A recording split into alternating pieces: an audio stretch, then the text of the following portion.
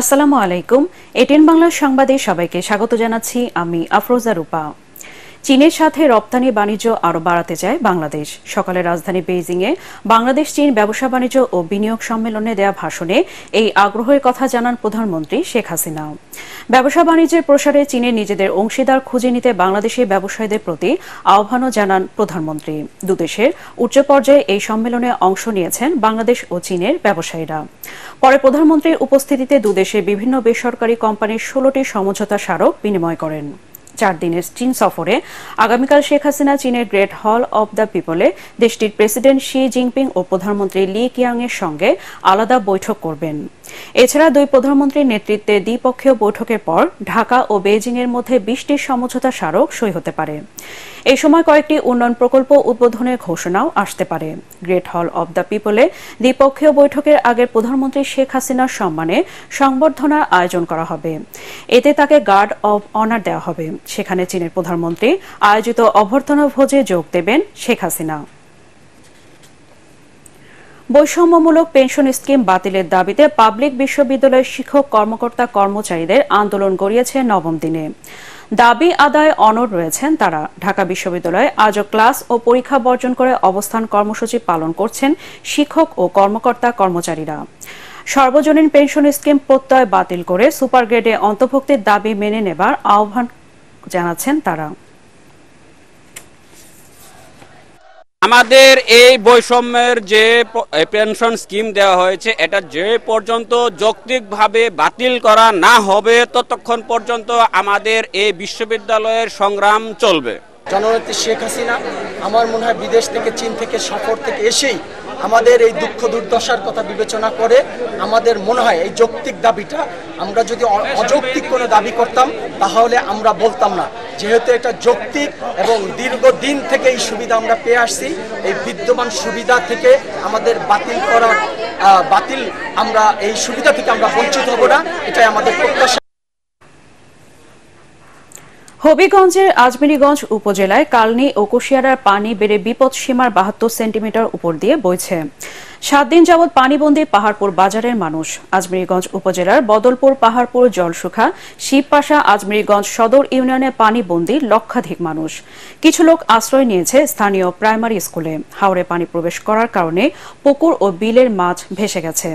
এদিকে সিরাজগঞ্জের 5 উপজেলা 34টি ইউনিয়নের 90,000-এরও বেশি মানুষ পানিবন্দী হয়ে পড়েছে। পানি ওঠায় বন্ধ রয়েছে 78টি শিক্ষা প্রতিষ্ঠান। নেত্রকোনায় বন্যা পরিস্থিতির আরও উন্নতি হয়েছে। গত 2 দিন পাহাড়ি ঢল ও বৃষ্টিপাত না থাকায় নেত্রকোনার সকল নদীর পানি কমতে শুরু করেছে। উবদাখালী নদীর পানি কম বিপদসীমার 20 সেন্টিমিটার উপর দিয়ে বইছে। এদিকে মৌলভীবাজারে জুড়ি ও কন্টেনারা নদীর ভাঙনে বিলীন হয়ে গেছে শত শত ঘর বাড়ি ও স্থাপনা। গৃহহীন হয়ে পড়েছে অসংখ্য পরিবার। ঝুঁকিতে রয়েছে আরও কয়েক শতাধিক। মৌলভীবাজার প্রতিনিধি সৈয়দ মহসিন পারভেজের পাঠানো তথ্য ও চিত্রে আরও জানাচ্ছেন আশিকুর রহমান। ভারত থেকে নেমে আসা পানির স্রোতে মৌলভীবাজারের জুড়ি ও কন্টিনালা নদীর পানিতে রাবার ড্রাম পর্যন্ত 73 কিলোমিটার এলাকা বিলীন হওয়ার আশঙ্কা দেখা দিয়েছে। নদী ভাঙনের মুখে বসত ভিটা সহ বিভিন্ন স্থাপনা। চলতি বছরে নতুন করে ভাঙন শুরু হওয়ায় আতঙ্ক দেখা দিয়েছে স্থানীয়দের মাঝে। এ পর্যন্ত স্থায়ী কোনো বাঁধ নির্মাণ না হওয়ায় প্রতি বছর বর্ষা মৌসুমে ভাঙনের শিকার হয় এলাকাটি। অধিক বৃষ্টি আর উজানের ঢলে তীরবর্তী এলাকার রাস্তা ডুবে যাওয়ায় বিপাকে পড়েছে শিক্ষার্থীরা। নদীর পাড়ের মধ্যে আমরা ঘর দুয়ার সবগুলা ভাঙ্গা লইয়া যাইতেছে, মেম্বার চেয়ারম্যানে কোনো সহযোগিতা করে না। আর এখন যে বাঙ্গাত এটা যদি খাম খাইজ না ভবিষ্যতে ঘর বাড়ি থাকা সম্ভব না। প্রত্যেকটা বছরই এখানে ঘর বাড়ি ভাঙে, এইবারও 2-3টা বাড়ি ভেঙে গেছে। তারপর এখানে রেলের কিছু কাজ হইতেছে, এই জন্য ইন্ডিয়াতে যে পানিটা আসে বন্যার সময় বা আমাদের দেশে যে পানিটা আসে তখন পানি এখানে বর্ধিত হয়ে যায়। আমরা অনেক দৌড়ঝাঁপ দিছি, আবেদন নিবেদন করছি, অনেক আশ্বাস দেওয়া হয়েছে, কিন্তু এই নদী ভাঙনের এই নদী পাড়ের মানুষগুলাকে রক্ষার লাগে সরকার কোনো এখনো ব্যবস্থা নেই। সরকারের দাবি আমরা একটা স্থায়ী ব্যবস্থা করিয়া দেওয়া হয়।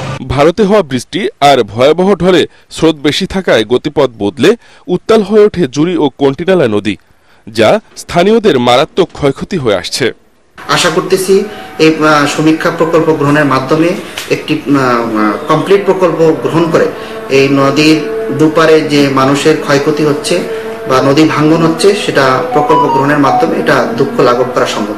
নদী দুটির ভাঙন রোধে সংশ্লিষ্ট কর্তৃপক্ষ দ্রুত ব্যবস্থা নেবে এমনটাই প্রত্যাশা এলাকাবাসীর। Bureau report, ATN Bangla. খেলার খবর। কোপা আমেরিকা ফুটবলের ফাইনালে ওঠার লড়াইয়ে আগামীকাল অপেক্ষাকৃত দুর্বল কানাডার মুখোমুখি হবে বিশ্ব চ্যাম্পিয়ন আর্জেন্টিনা। অবশ্য দুটো দলই টাইব্রেকারে কোয়ার্টার ফাইনালের বাধা টপকে সেমিফাইনালে উঠেছে। যুক্তরাষ্ট্রের মেটলাইফ স্টেডিয়ামে বাংলাদেশ সময় সকাল 7টায় শুরু হবে খেলাটি। আরও জানাচ্ছেন পরাগ আরমান। সেমিফাইনালে উঠলেও এবারের কোপা আমেরিকায় দাপট দেখাতে পারছে না বিশ্বজয়ী আর্জেন্টিনা। সহজ জয় পাচ্ছে না, প্রতিটি ম্যাচেই লড়তে হচ্ছে লিওনেল মেসিদের। তাছাড়া দলের প্রাণভোমরা মেসি একটিও গোল করতে পারেননি। লাউতারো মার্টিনেজ গোলের মধ্যে থাকায় জিতেছে দল। কোয়ার্টার ফাইনালে ইকুয়েডরকে হারাতে হয়েছে টাই ব্রেকারে। টাই মিস করেছেন মহাতারকা লিওনেল মেসি। তাই কানাডার বিপক্ষে আর্জেন্টিনার লড়াইটা খুব একটা সহজ হবে না বলেই মনে করেন ফুটবল বিশেষজ্ঞরা। তবে আসার কথা হলো 1994 সালে বিশ্বকাপের রাউন্ড অফ 16-এ রোমানিয়ার কাছে 3-2 গোলে পরাজয়ের পর যুক্তরাষ্ট্রের মাটিতে কোনো টুর্নামেন্টে হারেনি আর্জেন্টিনা। এদিকে কোপা আমেরিকার ফাইনালে ওঠার পথে আর্জেন্টিনার সামনে এখন সহজ প্রতিপক্ষ কানাডা। সেই পুচকে কানাডায় লিওনেল মেসিদের হুঁশিয়ারি দিয়ে রেখেছে। দলের কোচ আলফানসো ডেভিড জানান, অপেক্ষাকৃত দুর্বল হলেও আর্জেন্টিনার বিপক্ষে তারা আক্রমণাত্মক ফুটবলই খেলবেন।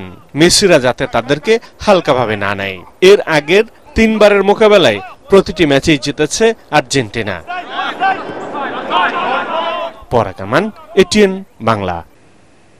দর্শক, পরবর্তী সংবাদ দেখার আমন্ত্রণ জানিয়ে এখনকার মতো শেষ করছি। এটিএন বাংলার সংবাদ ইউটিউবে দেখতে ব্রাউজ করুন youtube/ATN Bangla News। ধন্যবাদ সবাইকে।